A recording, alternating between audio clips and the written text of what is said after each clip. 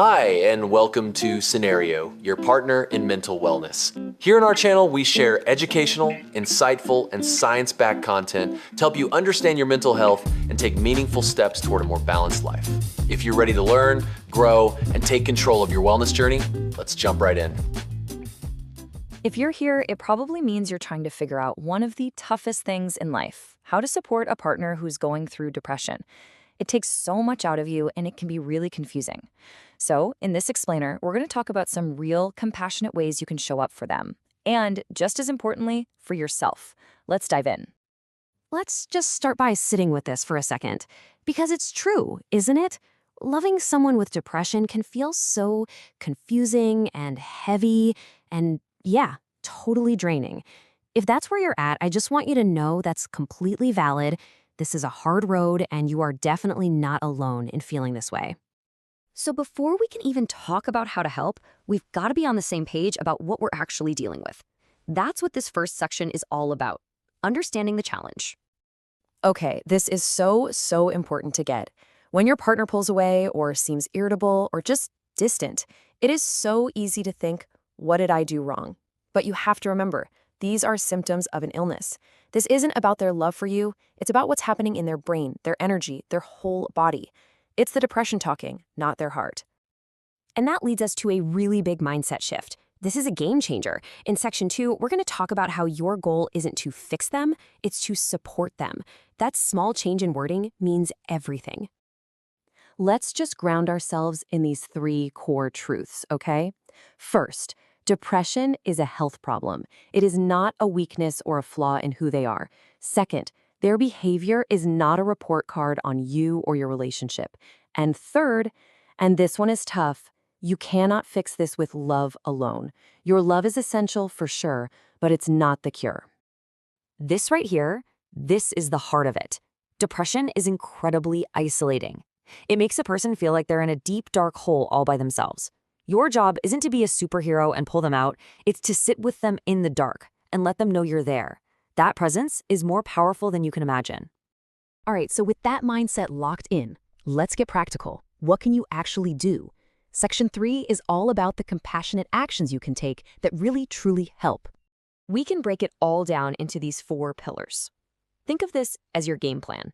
You listen, you validate, you offer support, and you gently encourage.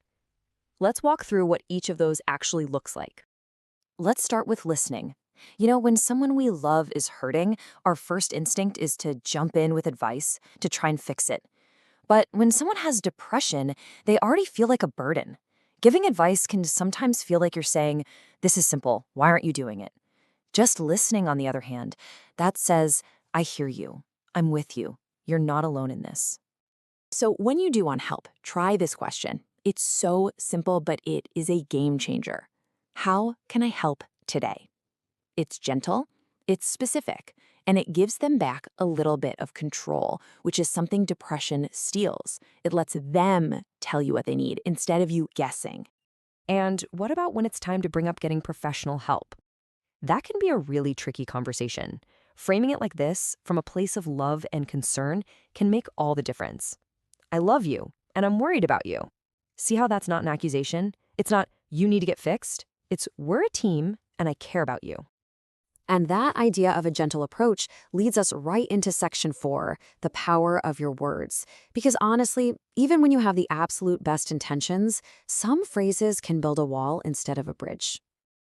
One of the easiest traps to fall into, even when we're desperately trying to help, is accidentally making them feel like their pain isn't a big deal. So let's look at some swaps we can make. Okay, this one is huge. Just think positive suggests that they can just flip a switch and feel better. If they could, they would have done it already. But saying, "I'm here with you," that doesn't offer a cheap solution. It offers something real, your presence. The comparison trap. Telling someone others have it worse doesn't make them feel better. It just makes them feel guilty for feeling bad. Instead, a simple phrase like, "Wow, that sounds really hard," that validates their struggle. It tells them, "I hear you, and what you're feeling is real." And this one, oh man, this one can really sting. Questioning how hard they're trying implies this is about willpower. It's not. But affirming that your feelings are valid, That builds safety. It separates who they are from the illness they're fighting. Okay, we've spent all this time talking about your partner. Now we need to talk about you. Section 5 is so important because this is a marathon, not a sprint. And you have to take care of yourself to be able to keep running. Let's get one thing straight right now. Feeling tired, worn out, or even frustrated at the situation does not make you a bad partner. It makes you a human being. This is incredibly demanding work, and it's totally normal to feel the weight of it.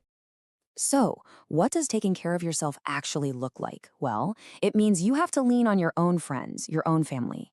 You have to, and I mean have to, make time for things that fill you back up. And please, hear me on this. Setting boundaries is not selfish. Saying I need an hour to myself isn't abandonment. It's essential. You've heard this a million times, but it is so, so true. If your own cup is empty, you have absolutely nothing left to give. Taking care of your own mental health isn't a distraction from supporting your partner. It's what makes it possible. All right, let's bring all these pieces together. In our last section, we'll look at how to handle the day-to-day ups and downs of this journey together. When you're in a really hard phase, try to remember these 3 things. First, be patient. Healing is not a straight line. There are going to be setbacks. Second, celebrate the small victories. Did they manage to take a shower? That's a win. Did they eat a meal? That's a win. And third, just be consistent. Your steady, reliable presence is the foundation of their trust and safety.